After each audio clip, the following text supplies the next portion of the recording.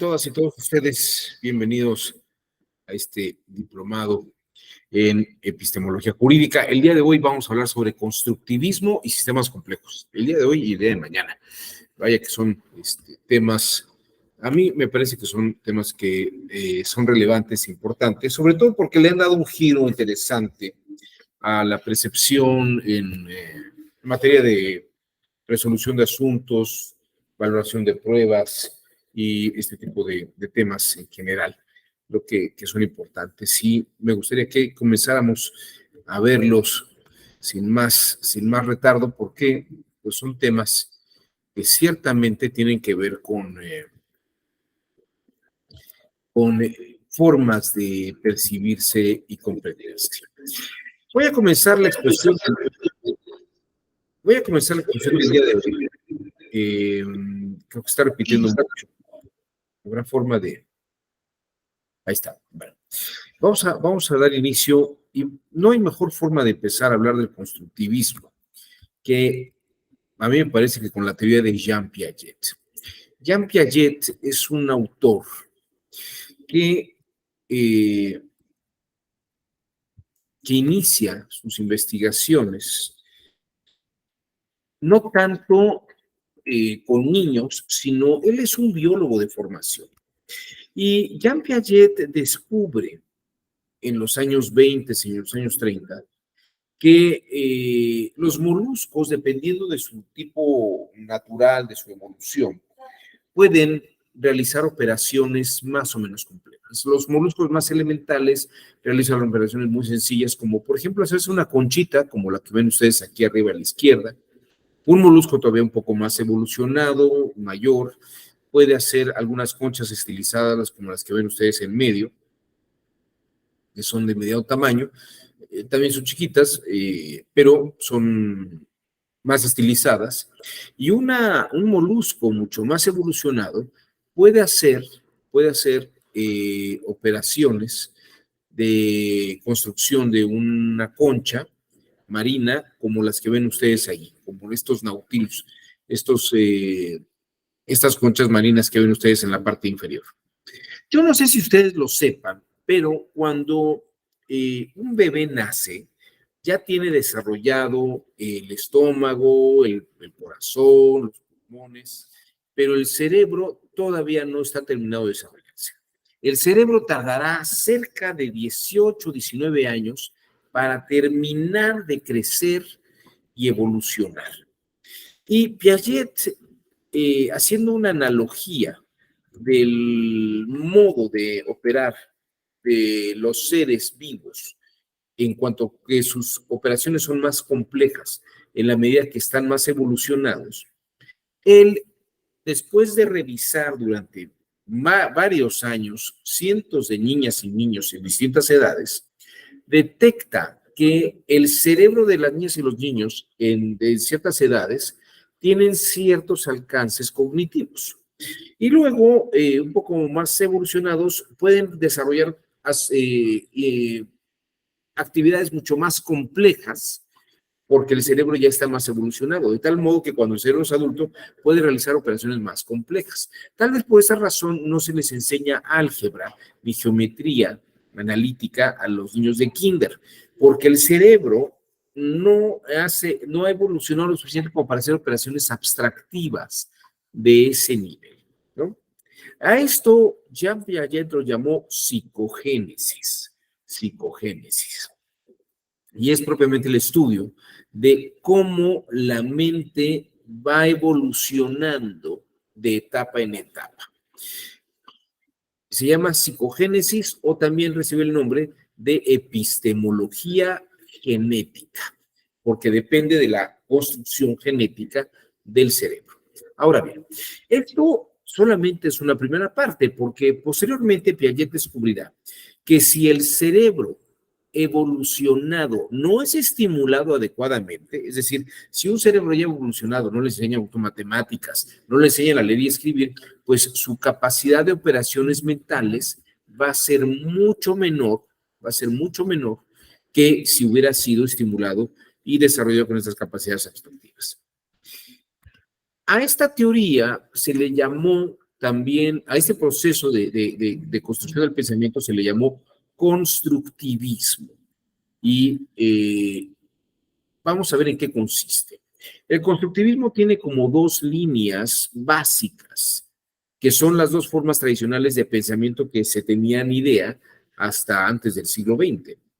Por un lado, una tradición empirista que comienza claramente con el filósofo griego Aristóteles, en el que decía que en nuestra mente no hay nada hasta que no haya entrado por los sentidos. Nuestra mente es un pizarrón en blanco, una tabula rasa, dicen los latinos. Es decir, no hay nada en nuestra mente que no haya pasado por nuestros sentidos. De tal manera que cualquier estímulo externo puede generar un conocimiento en nuestra mente. La otra corriente que revisa Aristóteles es, bueno, perdón, la siguiente corriente que funda el constructivismo es el innatismo de Platón. A diferencia de Aristóteles, Platón, que era maestro de Aristóteles, pensaba que nosotros ya traíamos ciertas formas de pensamiento en nuestra mente, pero había que activarlas, había que estimular nuestra mente y nuestros sentidos con estímulos externos para que se activaran las cosas que nuestra mente ya tenía. Entonces, en realidad, nosotros ya teníamos en nuestra mente un cubo, y la idea del cubo y la lógica del cubo, pero hacía falta que tuviéramos la experiencia vital del cubo para poder activar la memoria. Es decir, para Platón ya teníamos algunas cualidades innatas, pero necesitamos activar con estímulos externos esas formas innatas que hay en nuestra mente. Para Jean Piaget, hay una combinación importante, porque sí tiene que ver el empirismo, pero también tiene que ver la condición innata en la que es el cerebro y cómo el cerebro va evolucionando en parte. O sea, en parte sí depende de una condición previa del cerebro. Entonces, el cerebro, en una primera etapa, cuando percibe objetos como un cubo y un cilindro, como en una primera etapa no tiene alto desarrollo cognitivo, percibe las cosas como si fueran círculos y cuadrados, porque no tiene una suficiente capacidad abstractiva para verlo como cubos y cilindros. En cambio, cuando el cerebro evoluciona, lo que percibe ya lo puede ver también tal vez de una manera mucho más abstractiva, y entonces el cubo se lo entiende como cubo y el cilindro como cilindro. Por eso se le llama constructivismo, porque el estímulo externo genera una imagen en la mente construida por la etapa en la que el cerebro se encuentra. A esto se le llama constructivismo y forma parte de los sistemas educativos más importantes de nuestro tiempo.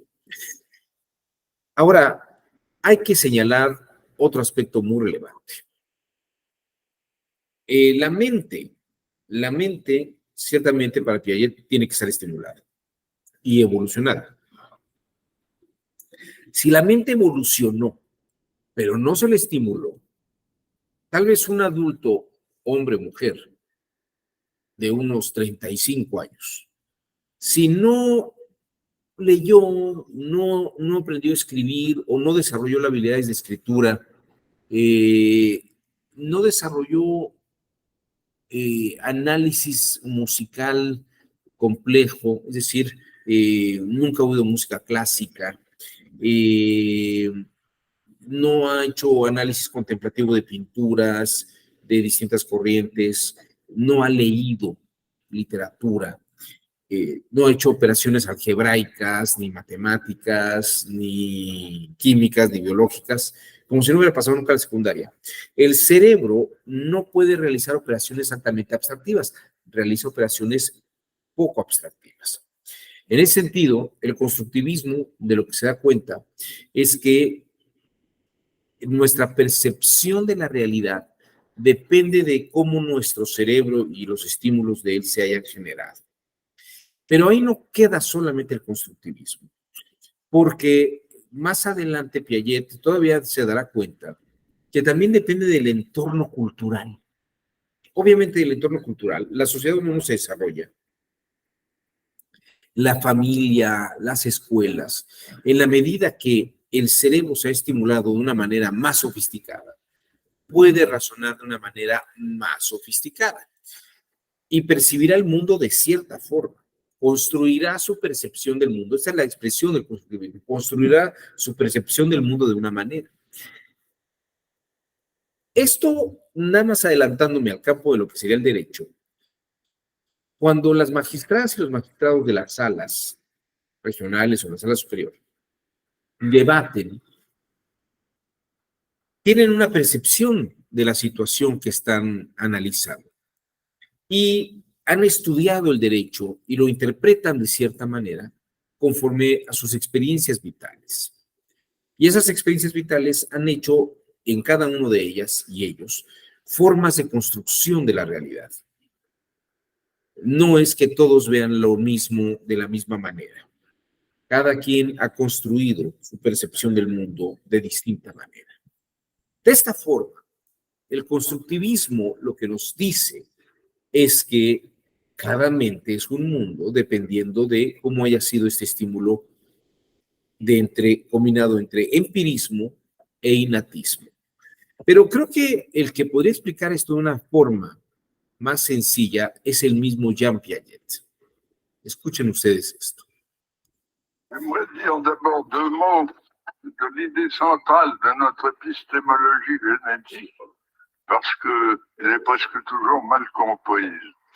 Les uns me prennent pour un empiriste, et même pour un néo-behavioriste, comme l'a fait Berlin, parce que je soutiens que la connaissance part de l'action exercée sur les objets. Or, une action sur les objets, c'est pas du tout la même chose que tirer la connaissance des objets eux-mêmes. Il y a donc là une première confusion. Les autres me trouvent au contraire néo-maturationnistes ou même innéistes, étant donné que je fais appel à l'action du sujet. Mais ils oublient que l'action du sujet, c'est justement une action sur les objets, qui a par conséquent interaction et pas action à sens unique. Autrement dit, je ne suis ni empiriste, ni innéiste, mais je suis constructiviste. C'est-à-dire que je pense que la connaissance est affaire de continuelle construction nouvelle par interaction avec le réel et ne sont pas préformées. Il y a créativité continuelle. J'aimerais donc montrer en quoi la connaissance n'est pas préformée, ni dans les objets, ni dans le sujet, mais qu'il y a toujours auto-organisation et par conséquent une continuelle construction et reconstruction. Bien, pourquoi ne suis-je pas empiriste? L'empiriste pense que la connaissance est une sorte de copie des objets, une copie fonctionnelle, comme disait Hull. Or, ça n'est jamais une copie. Elle est toujours une assimilation, c'est-à-dire une interprétation par intégration de l'objet dans des structures antérieures du sujet. Bien. Ahí tienen ustedes la explicación que da Piaget sobre esta forma de visión del constructivismo. Trabajó en París, en Francia. Él es de origen ginebrino, suizo, pero trabajó en Francia en los laboratorios de un científico apellidado Binet, donde empezó a trabajar con niñas y niños el tema de la evolución cognitiva. Y se daba cuenta de algunos datos, por ejemplo, en el que las niñas y los niños entre los 4 y los 5 años no realizaban operaciones abstractivas que distinguieran géneros de especie. Por ejemplo, les ponían 6 rosas rojas y 3 margaritas, amarillas o blancas. Y les preguntaba qué había más, el género flores o una especie de flor en particular. Y las niñas y los niños, cuando veían estas cosas, les preguntan, ¿qué hay más? ¿Flores rojas? O sea, esta especie o flores. El género. Y las niñas y los niños trabajaban sobre lo que veían directamente. Entonces, cuando les preguntaban qué hay más, veían si había más flores rojas que margaritas. Decían, pues es que hay más flores rojas. Y Piaget nuevamente repetía, pero también las margaritas son flores. Sí, sí, pero hay más flores rojas. Es decir, Piaget detecta y descubre lo que algunos científicos llamarán pensamiento concreto. El pensamiento concreto es que solamente pienso sobre lo que tengo en experiencia directa. Veo más flores rojas, 3 margaritas. No, mi mente no tiene esta capacidad abstractiva para pensar en el género flores. Simplemente veo, si hay más flores rojas que margaritas, la respuesta que daré es hay más flores rojas. ¿Por qué? Porque hay 6 y en el otro nada más hay 3. Esto se llama pensamiento concreto. Igual hizo varios otros experimentos parecidos, les colocaba botones de plástico, blancos y negros, y preguntaba qué hay más, botones de plástico o botones negros. Y las niñas y los niños entre estas edades que les decía, entre 4 y 5 años, pues decían que había más botones de negros que de plástico, porque era lo que veían más. Igual cuando se les colocaba 2 vasos con la misma cantidad de agua, les preguntaban dónde hay más agua y ellos decían, no, pues veo la misma cantidad en los 2 vasos. Y luego cuando de pronto tomaban un vaso y lo vaciaban en otro mucho más angosto, obviamente como era más angosto, el volumen de agua sube. Y decían, bueno, no, ahora debe haber más agua en este vaso. ¿Por qué? Porque es más alto que el otro. Que de hecho déjenme decirles que este es un truco que utilizan, por ejemplo, algunas compañías, por decirles algo. No es por decirles algo. Hay algunas empresas como Starbucks que les juegan esta broma en el pensamiento concreto.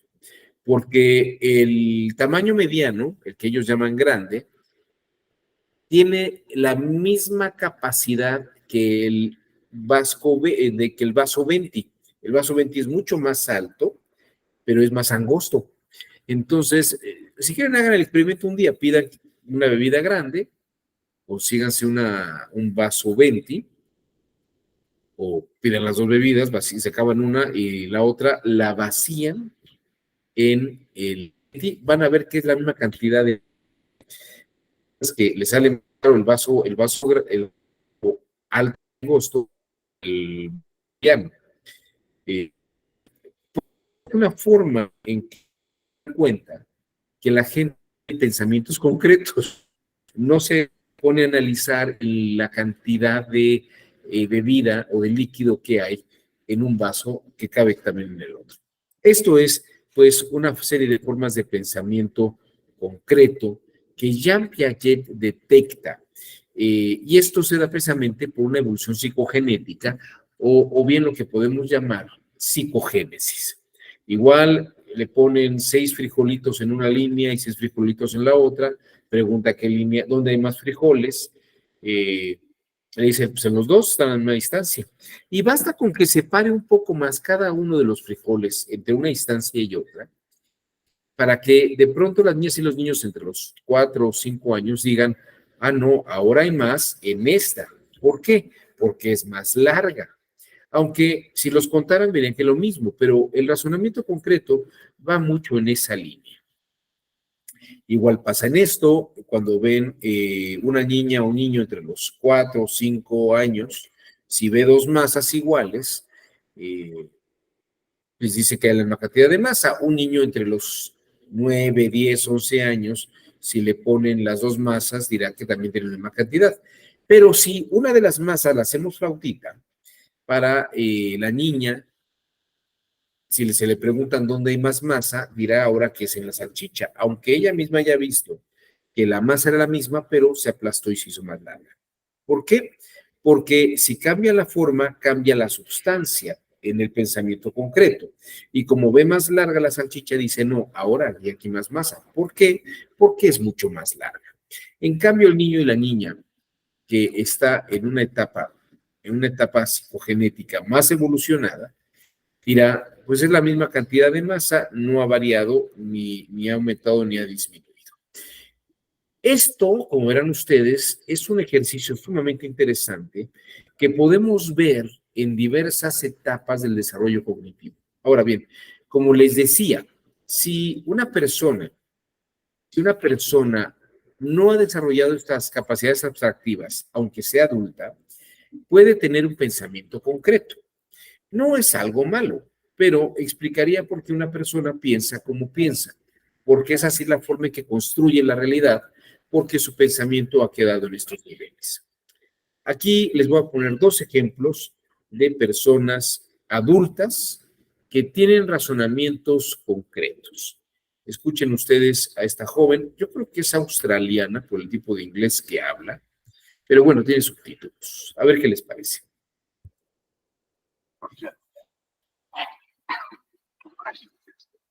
Right, it's a pretty straightforward question. You've got to imagine something, right? Imagine you go to a pizza shop, yeah, order a pizza. The waiter asks you if you'd like your large pizza that you've ordered into 8 or 12 slices. What do you choose and why?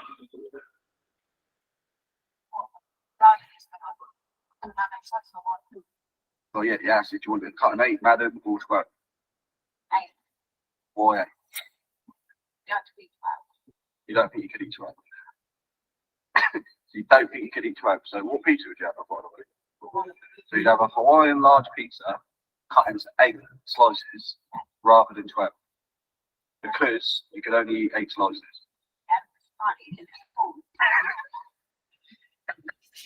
What are you laughing for? Let me get this straight, yeah?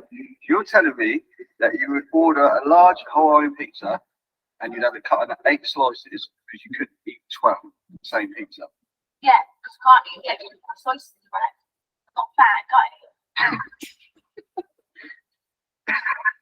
Why are you laughing?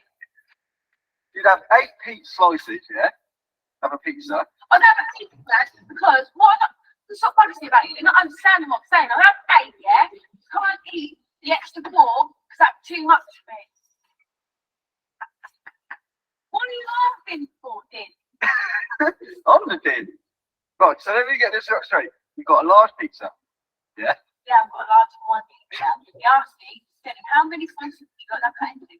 I say 8 pizza, and then he comes out and what 8 pizza. And you asked why I've done that. Can't eat the extra 4 fucking bits. What is so hard to understand about that? Well, it's the same pizza, Jen, so it'd be the same amount, wouldn't it? How would it? There's 4 extra bits of pizza on my plate. Oh, Clearly now. but right, so would these 8 slices be the same size as the 12 slices? Oh, I don't know. I don't cut fucking pizza for a living, Brad. No, it's just common sense, isn't it? Would they be the same size? No, I cut pizza for a living. No. So how am I going to know if they're the same size or not? Do you measure your fucking pizza when you go to a pizza restaurant? But Jen, it's the same pizza. What are you not getting about this? It's the same pizza. So you'd have 8 over 12, yeah? Yeah, because I can't eat fucking 12 clips, Brad. Because I can eat 8, but an extra 4 will make me fucking too full up. You're not getting what I'm saying, are you? You're not getting what I'm saying, though, are you? No, listen. No, you're not getting what I'm saying. You asked me how many pizzas I have. I say I have 8 of these. Can't eat 12. Why can't you understand that? What are you not understanding? If you've got the same pizza and it's cut into 8 slices, yeah? And then you cut the same pizza into 12, you're still eating the same pizza. So no matter what size, how many slices you get, it's still going to be the same, isn't it? No, one's 8, one's 12. Oh, ridiculous. But I don't get it. One is 8 and one is 12. Bueno, ahí tienen ustedes un ejemplo de una joven que piensa que come más pizza porque tiene más pedazos, aunque la pizza es exactamente la misma que si la cortaran en 8.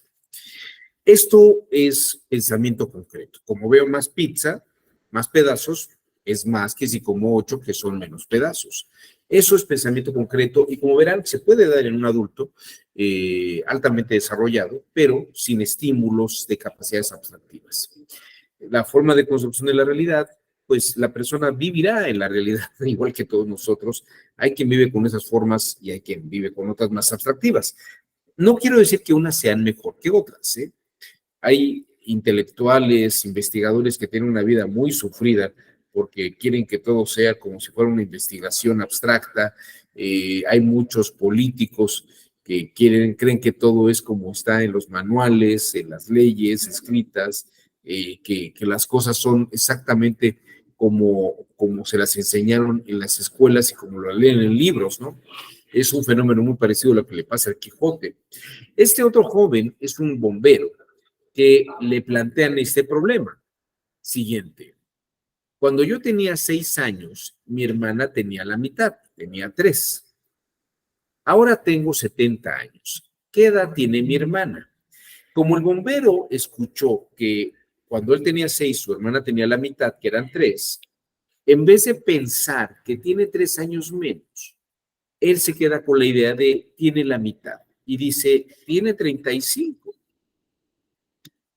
When I was 6, my sister was half my age. Now I'm 17, how old my sister? 35, right, fucking, stay slowly now. When I was 6, yeah, my sister was half my age. Okay. Now, my sister, still half your fucking age, isn't it? Fucking 35. Oh, right. So when I was 6, my sister was half my age. Fucking hell. Now I'm 7, how old my sister?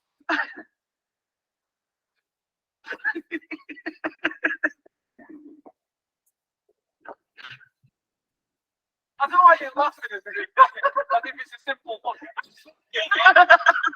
Like, very slowly. My 3-year-old is 60.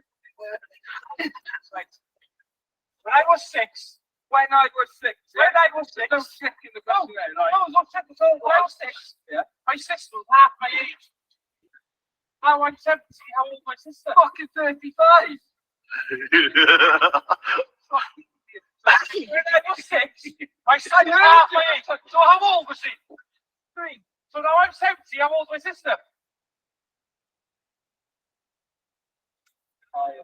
Well, it's still 35. I'm trying to relax now, yeah. That's not me, so you're 60.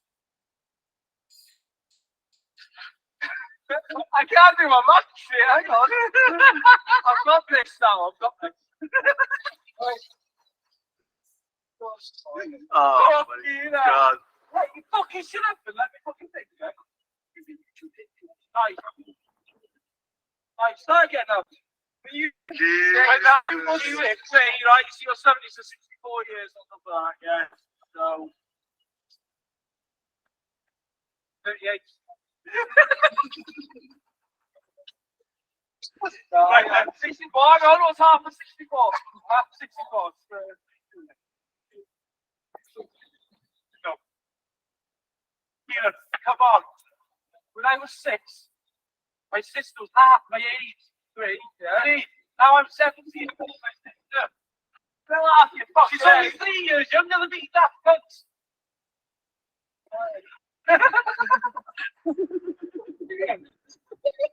So how old is she?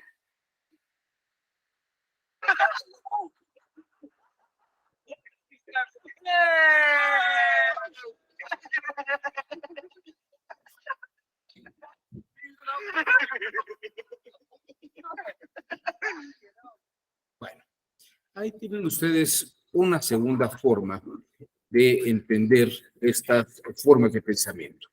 Les puse un ejemplo de una joven australiana y les puse el ejemplo de un joven bombero. Pero quiero mostrarles que esto no es solamente para la gente común. George Martin, el que fuera productor de un grupo muy famoso que fueron los Beatles, cuenta que una tarde invitó a John Lennon a su casa a escuchar música clásica. Y él se percata que John Lennon escucha una pieza de música clásica, creo que es Debussy o Ravel, lo que le está poniendo, ahora veremos qué es, Daphne y Chloe, y le dice que John Lennon la escuchaba con atención, pero que al final de la obra dijo, es muy bonita, pero no recuerdo el principio. Y George Martin dice, claro, John Lennon, al igual que muchas personas, solamente escuchó música de la radio, música popular. Nunca escuchó música clásica seriamente, con atención. Oía más bien música de Elvis Presley, Chuck Berry, Little Richard, sus héroes, y conocía canciones populares.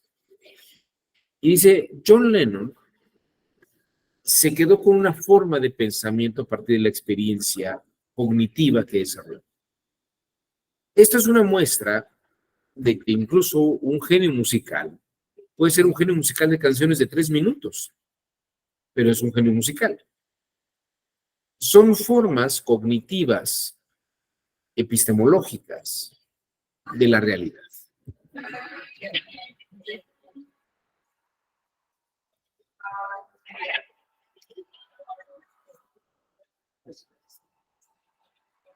Many years ago, John Lennon and I spent an evening together at London flat, and I played a lot of music to him.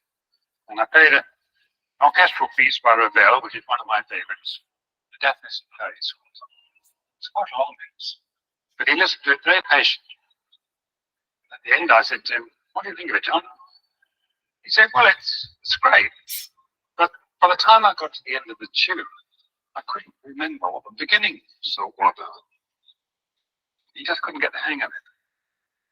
And I realized that he'd been conditioned all his life to short bursts of music, no longer than 2 minutes at a time. These days, we're all subjected to very short music in sound bites on television advertising and so on. And perhaps we are in danger of only listening to the things that we know and ignoring the rest. Bueno, he ahí que un muy buen ejemplo de este señalamiento de lo que George Martin detecta en la visión de uno de los Beatles. Como verán ustedes, el constructivismo va en esta línea de desarrollo mental a partir de las experiencias de formación básica que tenemos en el mundo. Si ustedes me preguntan, ¿sigue vigente esta teoría cognitiva? Les diría, no solamente sigue vigente, sino que ha agarrado un auge mucho mayor, mucho más importante del que podría uno darse cuenta. De hecho, quiero mostrarles ahora otro autor que se llama Gregory Bateson. Gregory Bateson, más allá de la visión de Jean Piaget, él era un antropólogo. Y Gregory Bateson da un giro distinto a lo que es el constructivismo. Tiene que ver con lo mismo que hemos estado hablando de Piaget, pero le da un giro distinto a la forma de percepción de los estudios que hace. Cada uno de estos autores son de distintas épocas, sin embargo, llega un punto en donde se conectan forzosamente. No sé si hasta aquí haya alguna duda sobre lo que es el constructivismo, por lo menos en Jean Piaget. ¿Dudas? ¿Comentarios? ¿No? Bueno. A ver, aquí hay alguien en el chat que puso Carmelita. Carmelita Cibaja. Buenos días. Hola, Carmelita. Bueno. Okay. Si no hay dudas ni comentarios, pues vayamos ahora a la visión de Gregory Bateson, que él también enuncia estas teorías como teorías constructivistas. ¿Quién es Gregory Bateson? Este señor que ustedes ven aquí formó parte del estudio de la cibernética. Como verán, vivió casi 76 años. Tiene un par de artículos muy interesantes. Se reunieron varios de sus otros artículos en este libro que salió en 1972 titulado Pasos hacia una ecología de la mente. Gregory Bateson comenzó su carrera como antropólogo, como fotógrafo de su esposa Margaret Mead. Margaret Mead era una antropóloga, es fue una antropóloga muy famosa, que hizo estudios sobre el comportamiento de la gente en Bali. Y él particularmente se vinculó con el grupo de científicos norteamericanos llamados cibernéticos, que giraban en torno a una serie de conferencias que se llamaban las conferencias de Macy. Entre sus personajes interlocutores más importantes estaban Norbert Wiener, Arturo Rosenbluth y John von Neumann. Son los padres de la cibernética contemporánea.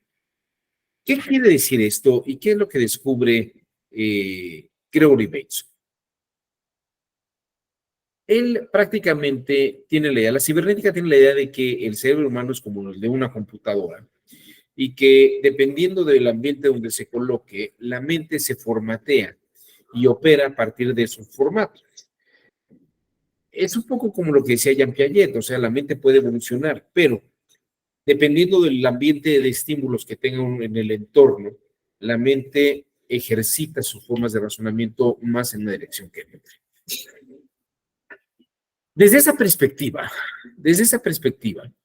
el pensamiento propiamente parece que puede ser condicionado con el medio ambiente. No determinado, pero sí condicionado. Una mente puede cambiar su forma de percepción y su forma de percibir el mundo y de concebirlo y de construirlo, dependiendo de las estimulaciones del entorno donde uno se encuentra.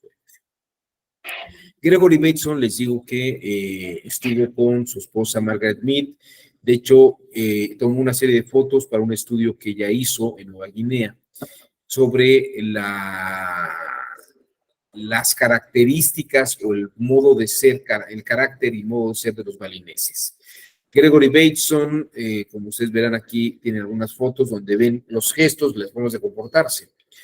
Y Gregory Bateson se va a dar cuenta que el antropólogo lo que hace es ver formas de comportamiento que la mente y el cuerpo desarrollan debido a un entorno y ambiente cultural. Y diría Jean Piaget, debido a la forma en que se estimula el cerebro en sus distintas etapas evolutivas. Pero también Gregory Bateson va a detectar, muchos años después, que un psiquiatra estaría viendo exactamente el mismo comportamiento. Puede ver comportamientos que clínicamente pueden ser considerados patológicos. En una ocasión vi un documental donde un hindú, un fakir hindú, permanecía con su mano alzada y decía que era una forma en que él podía conservar control de su cuerpo, de tal manera que el cuerpo no lo iba a vencer, la mente era más poderosa que el cuerpo y podía mantener el cuerpo. Claro que después de un rato el brazo se le engarrotaba, diríamos, y se le quedaba tieso, pero él mantenía el brazo porque era un gesto de control de la mente sobre el cuerpo. Con el paso de las semanas, los días, las semanas y los meses, e incluso los años, el brazo quedó totalmente inservible para el sujeto. No lo podía bajar, pero había sido una muestra de poder de la mente sobre el cuerpo.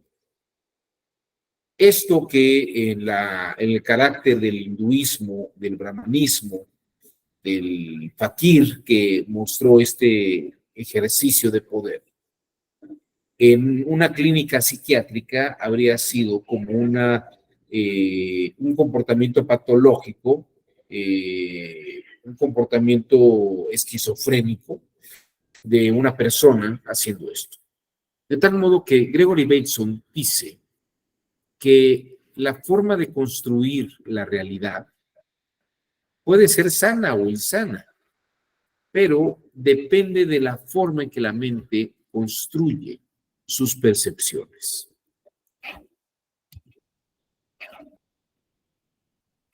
Job is to make sense what people do, whether it be in New Guinea, rituals, or in mental hospitals here in this country, or in suburban homes.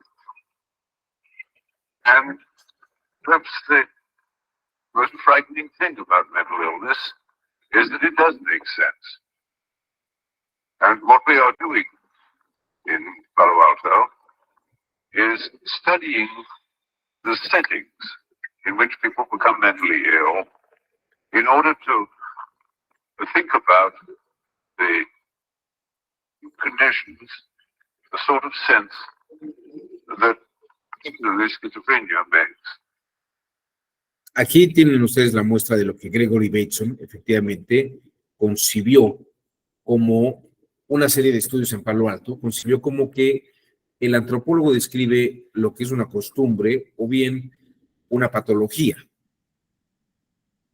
Lo puede detectar porque en uno hay un entorno cultural que lo lleva a comportarse de esa manera y en el otro el sujeto está fuera del entorno cultural, pero se comporta de una manera que podría ser totalmente desquiciante. Esto es otro aspecto del constructivismo, donde si Piaget mostró la forma biológica de la psicogénesis o de una epistemología genética, Gregory Bateson lo aborda desde un punto de vista antropológico, que también de algún modo lo verá Karl Mannheim, este sociólogo, mostrando que efectivamente las cosas funcionan en este entorno de sociedad, de la comunidad puede dar ese perfil. Carl Gustav Jung mostró que hubo una época en la que viajó por todo el mundo, visitó África y también visitó los Estados Unidos de Norteamérica. Y Carl Gustav Jung describe a un pueblo norteamericano, un pueblo del norte de América, que eran los indios pueblo. Los pueblo son unos nativos de Nuevo México, me parece, y Carl Gustav Jung hace gran amistad con el jefe de la tribu, que hace una gran amistad con él, y de algún modo, durante el tiempo que está con ellos, descubre que los indios pueblo creen que su labor en este mundo es ayudarle al sol a salir. Que si no existieran los indios pueblo, el sol no saldría todos los días. Jung detecta en esta condición una creencia que domina a la comunidad y al pueblo. Desde un punto de vista constructivista, esto es un fenómeno social. Algunos dirán que es patología, pero para esta gente no es una patología, es una creencia colectiva, cultural de los indios pueblo. En mi viaje siguiente a Estados Unidos, fui con un grupo de amigos a visitar a los indios de Nuevo México, los pueblos constructores de ciudades. Un curandero que conoció allí, un hombre llamado Lago de Montaña, repetía gustoso lo que le había dicho Lago de Montaña, que todos los americanos están locos porque piensan con la cabeza en vez de con el corazón, como hacen los indios. Lago de Montaña le ofreció la visión religiosa india de que sus rituales ayudaban al sol a salir cada día. Y que sin su ayuda, el sol dejaría de salir.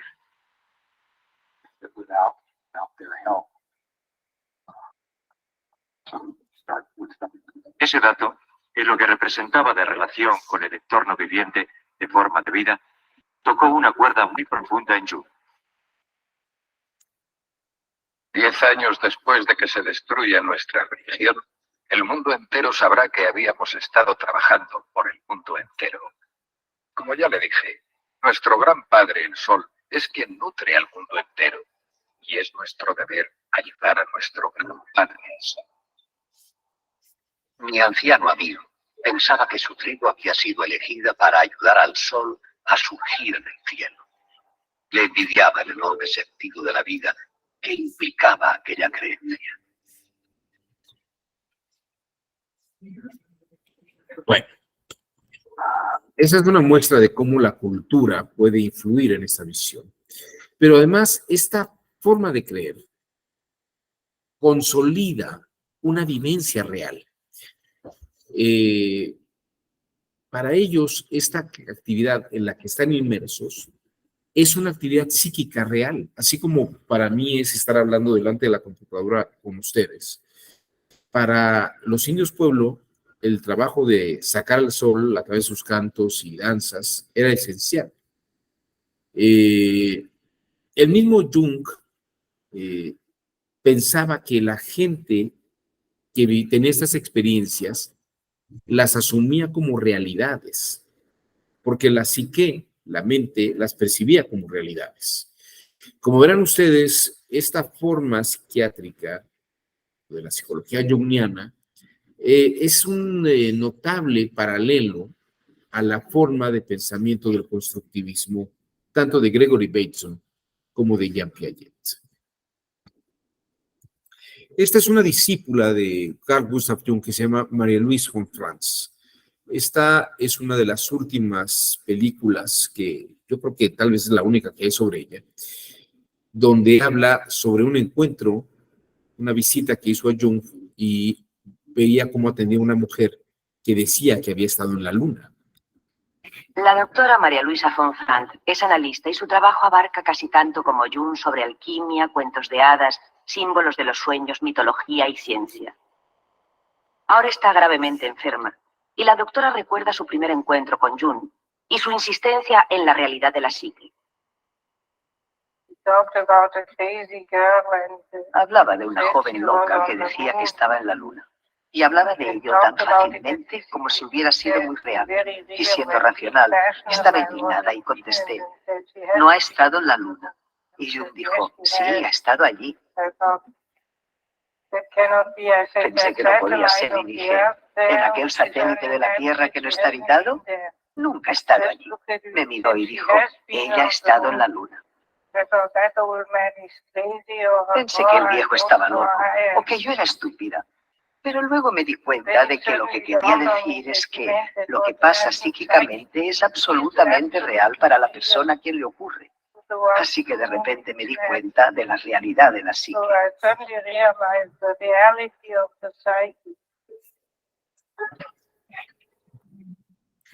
Bien. Dice Gregory Bateson, no hay experiencia objetiva. Todo siempre es de algún modo una experiencia subjetiva porque la construimos desde nuestras percepciones. Los procesos de formación de imágenes los generamos desde nuestras formas mentales internas. La realidad es algo distinto a lo que se piensa y se conoce, porque cada uno construye el pensamiento de distinta manera. Lo simbolizamos de distinta manera. Y aquí es muy interesante porque él utiliza una frase de Alfred Korzybski, que es, el mapa no es el territorio. El mapa es la forma en que concebimos la realidad, poniéndole límites, colores, pero el territorio es el lugar físico donde vivimos. Y nuestra mente se queda con esas construcciones abstractas. El cuerpo, fisiológicamente hablando, recibe estímulos y reacciona a ellos. Y eso le hace entender eso de una manera como un mapa. Pero además, cuando esa construcción del mapa interactúa con la realidad, hay una significación que nos lleva a entender que la realidad, que es el territorio, funciona de otra manera. Y nos damos cuenta que muchas veces las ideas que tenemos no es como ocurren las cosas en la realidad.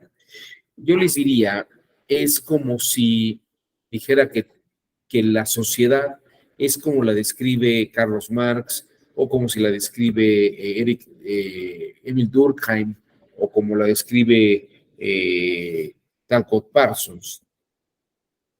Aquí tenemos una imagen. Quiero que vean ustedes. Esta es una imagen que podríamos pensarla que es una especie de bota. Es una imagen que algunos nativos le rinden una devoción especial. Sin embargo, dice Gregory Bateson, si esto lo viera un geómetra, tal vez trazaría una línea así y vería que son dos triángulos y un hexágono. Sin embargo, esta forma de percepción de la realidad es la de alguien que construye a partir de un conocimiento geométrico. Pero alguien que no construye, alguien que no sabe geometría, no lo podría construir de esa forma. I would like you to assume that that's been drawn more carefully, that these angles are what they should be, those are what they should be. And I want you to think for a moment how you will describe that to some other person. First of all, there is a small minority who say it looks like a boot. These are the analogic picture thinkers, you see. But of course, there isn't any boot. And to describe the boot, it looks like would be as laborious as to say it looks like a boot. Then there are the people who break it into parts. And they will say, well, it's a hexagon, but it isn't a hexagon. And a rectangle, which isn't a rectangle. And by describing what it really is, but isn't quite, they get a sort of description out. And the division, of course, into parts is purely arbitrary. They could have sliced it any way they wanted. And it would be interesting if they had sliced it like that. But inconvenient. And the point I'm getting at, you see, is that the division of things into parts tends to be a device of convenience. That's all. Gregory liked to quote Blake in saying, wise men see outlines, and therefore they draw them. And when he takes the chalk and draws the line across what I see as the boot, he illustrates for us the arbitrariness of the kind of separations that are created by defining. So that when we define something as separate from something else, we create limits to our ability to see the interrelationships, the dynamics of those interrelationships. So that is why Gregory also liked to quote Blake and saying, "Bad men see outlines, you draw them." And then there are the people who are the real scientists. They see, didn't draw this one very well, that there is an imaginary line, in which if it were drawn properly, defines various, well, limits. These are scientists. They look for a relation, but which is clearly there, in terms of which they will describe this thing. All right, now, you see, what's reality? These people are not in disagreement about the figure. Nobody ever mentions, of course, that it's a figure done in chalk on a blackboard. It's made of this funny white stuff. I've never had one mention that. And I think only a psychotic would do that. You know, they're the ones who say the ink blot looks like a blot of ink. This is very sick.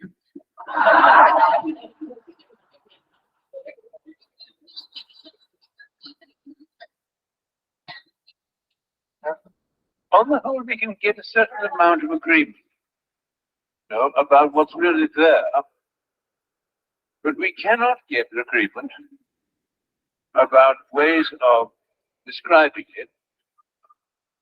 And we use in the description a whole mass of concepts of intervening variables and mentionables to get our stuff across. Bueno, I would like you.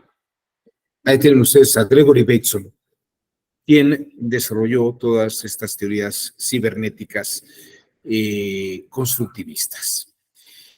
Y pasa del constructivismo cibernético a los estudios psiquiátricos y antropológicos.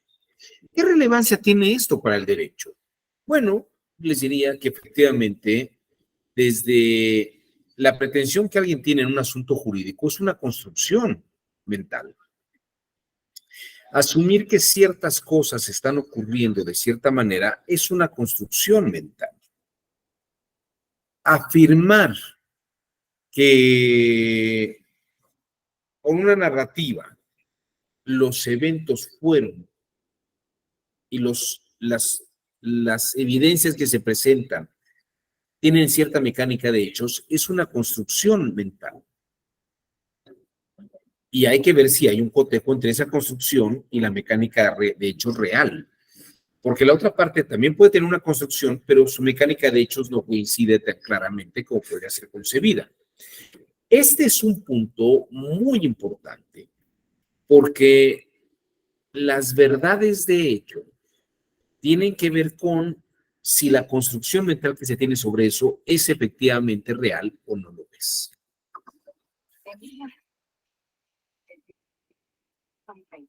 Aplicó en Estados Unidos hacia una teoría de la filosofía, un trabajo que innovaría los enfoques entre proyecciones, implicaciones y filosóficas, formarían parte de una corriente de pensamiento conocida como constructivismo.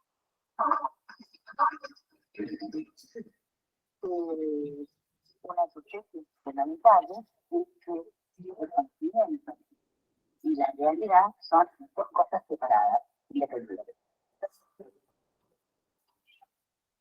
En su obra, Bateson empleaba un nuevo filósofo mental conocido como efecto que va desde el ámbito de los patológicos al de las comunicaciones interpersonales. Entre los efectos propios de la esquizofrenia se encontraban alteraciones en las funciones cognitivas del individuo, así como en su capacidad de adaptación a la realidad. En busca de una explicación que no fuera la de enfermedad mental que ofrecía la psiquiatría clásica, Bateson recurrió a una herramienta teórica desarrollada pocos años antes, la cibernética. Con una cosa que nos acordamos todos, posiblemente de escuela, la teoría conceptual, algunos el inductor y un receptor. ¿De acuerdo? Los canales y así nos llamamos radios, que era el inductor. Bueno, esto es lo válido, pero se completa con la idea de que una vez que se da un servicio de una señal, percepción, todo el receptor, hay una conducta de escritor, ¿no? Hay una retroacción que el sector nuevamente la actividad de Bateson y sus colaboradores harían del pensamiento constructivista uno de los más revolucionarios del historia. Una de las ideas principales del constructivismo es algo que estamos bastante a menudo, estamos bastante en la vida cotidiana, el mapa de un arquitecto. El mapa de un arquitecto. Pues lo único que podemos hacer con la realidad es conocerla. En realidad, estamos haciendo, es haciendo un mapa, estamos cartografiando la realidad, la realidad. Cuando pensamos sobre la también eso que lo vimos a través de todo el parlamento. Todo lo que incorporamos. Lo incorporamos a través de nuestros órganos administrativos sensoriales y entonces instala pues lo que tenemos ahí. Son nuestras experiencias previas, experiencias que hemos ido incorporando a lo largo de nuestra vida. Uno de los grandes colaboradores o seguidores de Gregory Bateson fue este señor que se llamó Paul Watzlawick. Paul Watzlawick.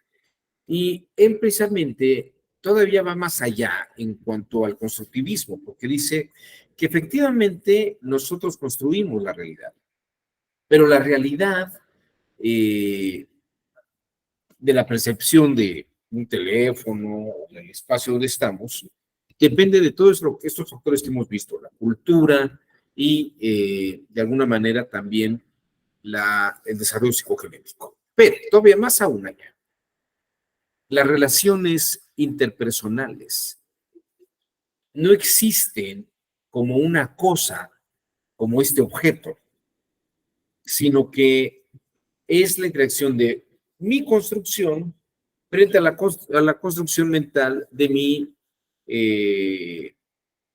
interlocutor, de la persona con la que estoy trabajando y platicando sobre estos temas. Mi interlocutor o mi interlocutora tiene esta construcción que ella misma se ha hecho de la realidad, con las experiencias que ha tenido la realidad, y podemos atender sobre asuntos del INAI, sobre asuntos jurídicos, sobre asuntos de valoración de pruebas. La forma en que percibimos la realidad no es estándar. No es estándar. En este sentido, es muy valioso y muy importante entender que precisamente el constructivismo lo que nos muestra es que no todos percibimos las cosas de la misma manera y del mismo modo, ¿no? Vamos a ver a Paul Watzlawick. Nein, wir müssen uns darüber im Klaren sein. Es gibt also, wir machen im Konstruktivismus, dem ich angehöre, machen wir eine Unterscheidung zwischen zwei Wirklichkeiten. Die erste Wirklichkeit ist die uns unsere Sinnesorgane vermitteln. Also zum Beispiel, ich sehe ein Licht, das ist rot. Wollen wir ganz beiseite lassen, dass auch das Resultat eines unglaublich komplizierten Konstruktionsvorgangs in meinem zentralen Nervensystem ist und dass außerdem das Geräusch Rot oder die Buchstaben ROT eine Erfindung sind, eine Zuschreibung. Dann sehen Sie, und ein kleines Kind mit normalem Sehvermögen kann natürlich auch ein rotes Licht feststellen, wird auch feststellen. Nur, das Kind weiß deswegen nicht, dass das, notwendigerweise noch nicht, dass das Rot heißt und schon gar nicht, dass das Auftauchen von Rot von Rotlicht unter gegebenen Umständen bedeutet, man darf die Straße jetzt nicht überqueren. Das sind Zuschreibungen an die sogenannte Wirklichkeit der ersten Ordnung, die Wirklichkeit, die mir mein zentrales Nervensystem vermittelt. Unweigerlich kommt es zur Zuschreibung von Bedeutung, Sinn und Wert. Und da gibt es absolut keine Möglichkeit, ein für alle Mal festzustellen, wer Recht hat und wer Unrecht hat. Daher das Witzchen, der Pessimist sagt von der Flasche, dass sie halb leer ist, der Optimist sagt von derselben Flasche, derselben Wirklichkeit erster Ordnung, dass sie halb voll ist.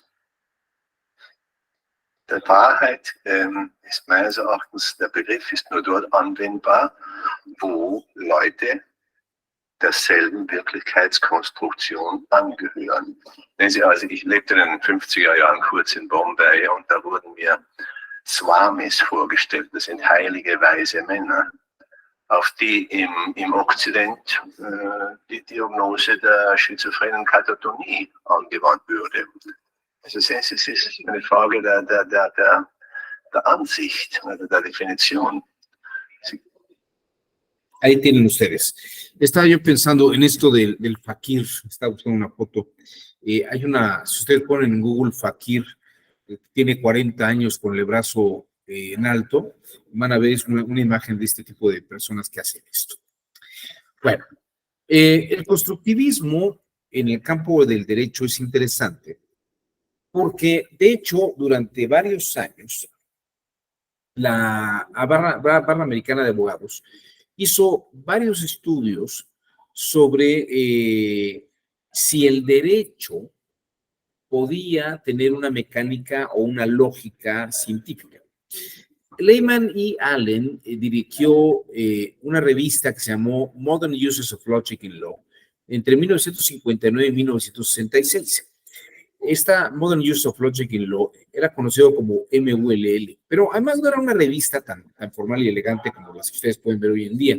Era en realidad una serie de hojas escritas a máquina con artículos independientes que se empastaban o se engrapaban y se vendía como esa publicación.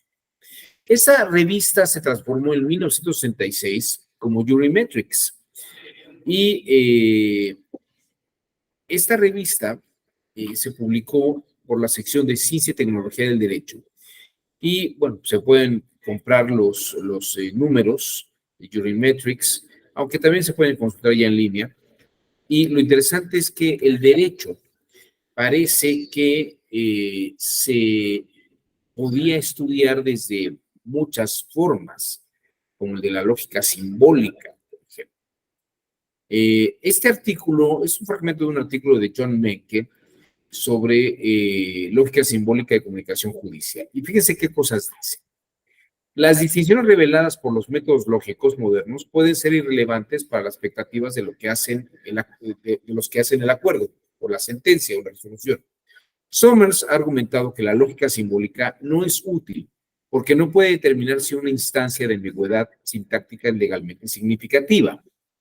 Debido a estas y otras objeciones, se ha concedido que el entrenamiento en lógica simbólica es más relevante para la prevención de ambigüedades sintácticas en los estatutos que para la subsiguiente interpretación de ambigüedades involuntarias en los estatutos.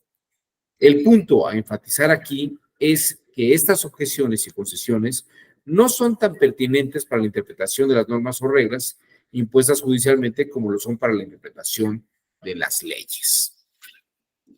Como verán ustedes, esta es una forma en que se construyó la percepción del derecho, pensando que se podía utilizar una lógica analítica y pues va mostrando que tiene ciertos límites. En este otro fragmento que dice las ciencias de la comunicación y del derecho, Lehman y Allen dice, la utilidad de la lógica moderna para los lectores y redactores de documentos legales se demostró mediante ejemplos que muestran que funciones tan importantes como la explicación de textos inequívocos o la revelación de ambigüedades pueden realizarse con la lógica moderna como herramienta.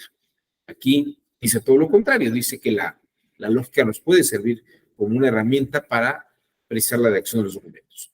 Se hizo hincapié en que ningún sistema de lógica proporcionará criterios para la elección de valores entre objetivos contrapuestos, sino que simplemente ayuda a aclarar simplificaciones asociadas a la elección de uno y otro.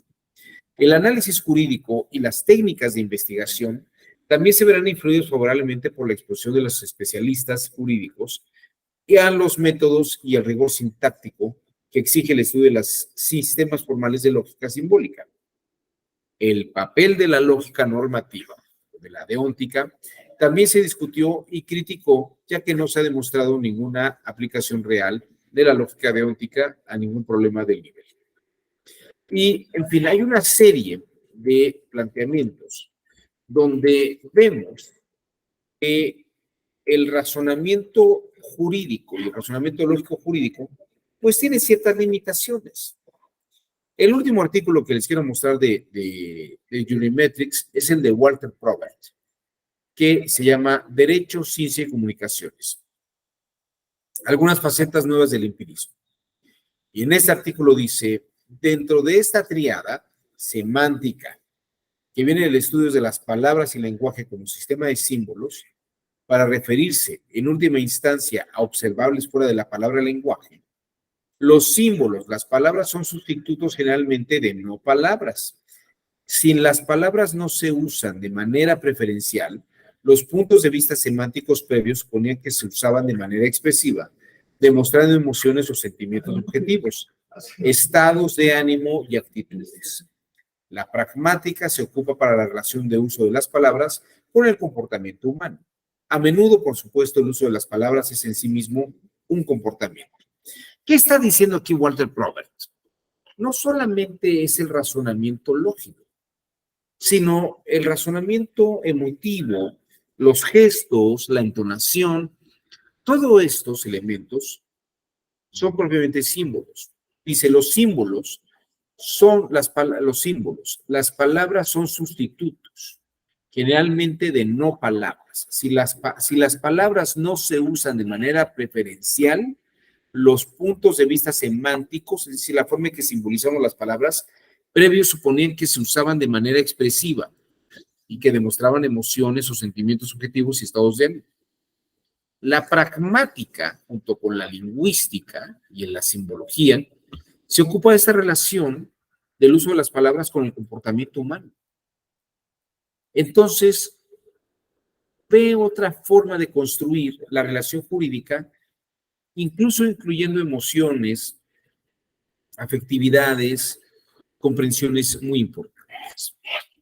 De ahí que Paul Václavic dijera que una cosa es la expresión verbal, lo que decimos con palabras, y la segunda parte, o lo que es el complemento, es el tono, el gesto, la velocidad en que hablamos, y si todo esto transforma la forma en que pensamos y expresamos ideas. El constructivismo tuvo varias etapas y varios impactos en la realidad. Aquí tienen ustedes a Rolando García, un argentino que vivió muchos años en México, y a Jean Piaget. Juntos escribieron un texto que se llama Psicogénesis e Historia de la Ciencia, mostrando que en distintas etapas históricas, debido a que no se habían desarrollado ciertos estímulos mentales, la historia de la ciencia tuvo ciertos límites, pero luego tuvo ciertos desarrollos. Por ejemplo, Aristóteles todavía tenía un pensamiento concreto sobre algunas cosas. Por ejemplo, su visión del cosmos, porque él afirmaba incluso que la Tierra era el centro del universo. Pero Aristóteles, aunque era un genio de su época, no desarrolló un pensamiento altamente abstractivo, porque no sabía álgebra. Y dice Rolando García, en la época en que Aristóteles vivió, pues no existía el álgebra. El conocimiento científico, y yo diría incluso el conocimiento jurídico, depende de la etapa evolutiva de la mente y de las ciencias. El conocimiento es una construcción, y el derecho como un conocimiento también es una construcción. Se construyen las interacciones con el mundo externo. Conocer es organizar, con alguna cierta lógica, los datos de nuestra experiencia en la realidad. Y la epistemología y la teoría del conocimiento en este sentido son sinónimos. Yo les diría que precisamente hablar de la epistemología o del constructivismo como una forma de epistemología es precisamente hablar de cómo percibimos la realidad y cómo la estamos desarrollando en este mundo.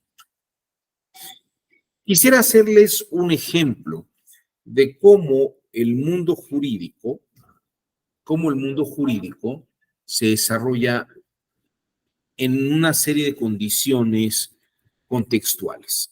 Y voy a comparar a los propuleyanos y a los sabinianos, que eran dos escuelas jurídicas romanas. Pero antes de entrar en esto, no sé si alguien quisiera comentar algo hasta este punto.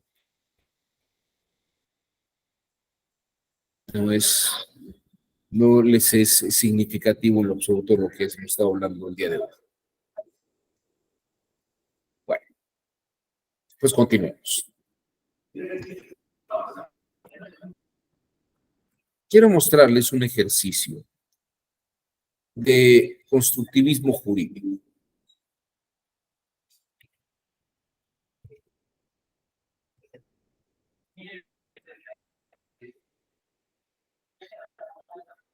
En la antigua Roma había dos grandes escuelas, bueno, había muchas escuelas jurídicas, pero había dos muy importantes hacia principios de la era cristiana. Uno era la escuela de los propuleyanos y otra la escuela de los sabinianos. En el digesto podemos ver un fenómeno muy interesante. Podemos ver un caso y podemos ver cómo la escuela propuleyana construye una solución a partir de ciertos condicionamientos y cómo los sabinianos construyen una solución a partir de otros planteamientos. De esta forma, recuerden ustedes lo que decíamos, que dependiendo del nivel de abstractividad podíamos resolver más o menos un asunto, ¿no?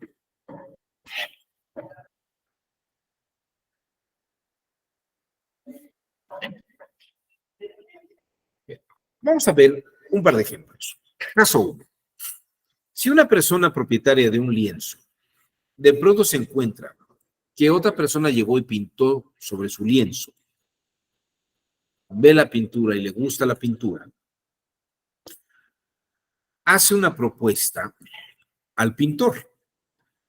Entonces, A, que es el dueño del lienzo, ofrece pagar el trabajo a B, que es el pintor, y él, como propietario del lienzo, se queda con el lienzo. Y esto tal vez bajo una lógica jurídica que diría la suerte de lo accesorio sigue la suerte de lo principal.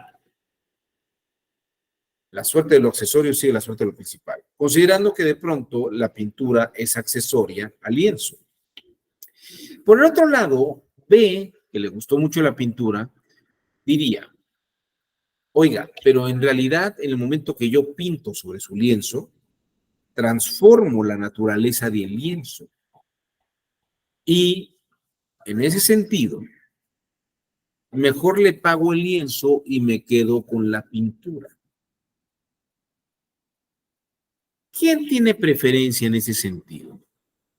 A, que sigue un principio jurídico que señala que la suerte de lo accesorio sigue la suerte de lo principal, o B, que ya lo considera de otro nivel, señalando que ha transformado el lienzo y el lienzo vale más que lo que valía su objeto.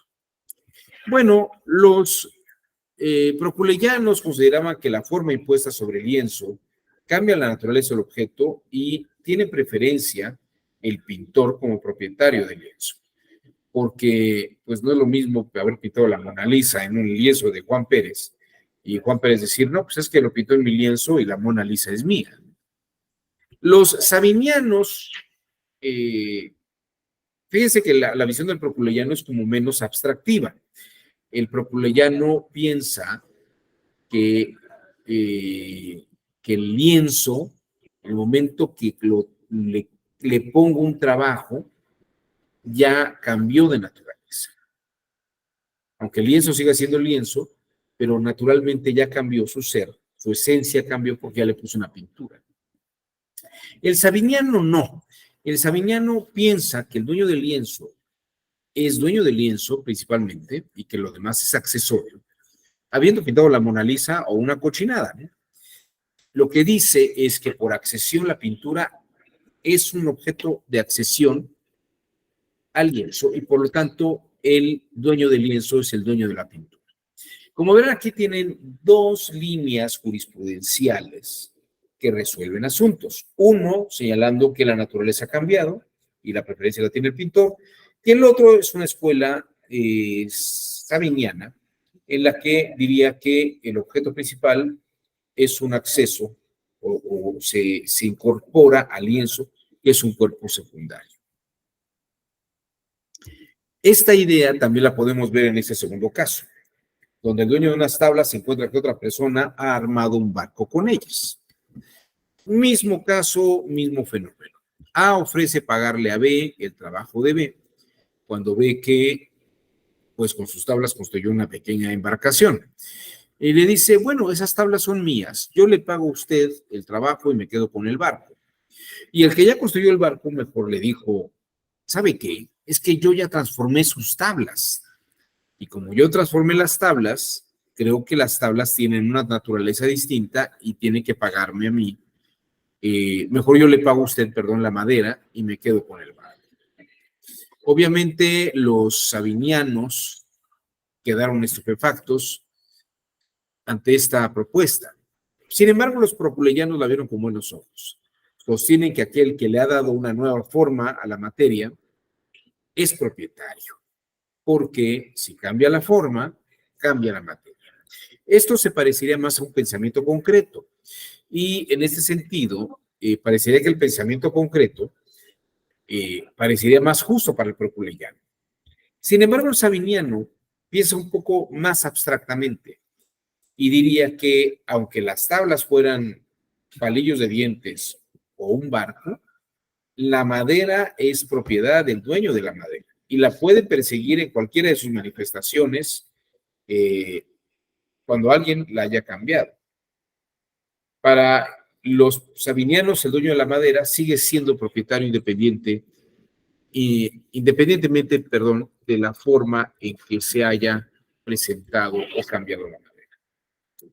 Aquí tienen un ejemplo, y yo les diría, en una ocasión, les puedo platicar que en una ocasión, esta misma plática sobre epistemología y constructivismo se la di a la ponencia del magistrado Góngora Pimentel.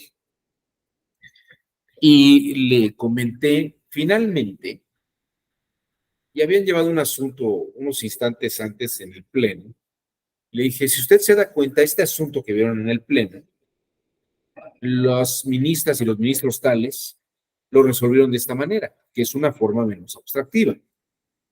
Y usted y otros tantos más lo resolvieron de esta otra forma, que es una forma más abstractiva. En resumen, yo le diría que en la Corte podemos encontrar razonamientos sabinianos y razonamientos propuleyanos, porque la forma en que se abstraen los asuntos, se construyen y se perciben en la realidad, pues es precisamente a partir de el ejercicio abstractivo del asunto mismo. Repito, y no quiere decir que un asunto abstractivo sea, más abstractivo sea mejor respuesta que uno menos abstractivo. Parece que hay respuestas abstractivas, menos abstractivas que son mejores respuestas que una respuesta más abstractiva que no es tan buena respuesta. Aquí tienen, hasta aquí, lo que es propiamente el constructivismo. Ahora bien, no hay un solo sistema absoluto en la realidad misma. Esto lo explica muy bien Niklas Luhmann, el sociólogo. Lo que vamos a ver a continuación será lo que se llama un sistema complejo. El sistema complejo se da cuenta que tal vez para solucionar problemas en la realidad misma, tenemos que abandonar la idea de una sola forma de construcción de la realidad. Y podemos ver otras formas de construcción como vías alternas para una situación real. De tal forma que podíamos ver una situación a partir de una construcción de la realidad y la segunda parte de ese mismo asunto verla desde otra construcción de la realidad. Esto puede ser interesante, sobre todo si hablamos de trabajos en equipo. Los equipos tienen gente que piensan, tal vez no de la misma manera, sino que construyen la realidad de distintas formas. Hasta aquí mi exposición del día de hoy sobre constructivismo y sistemas complejos.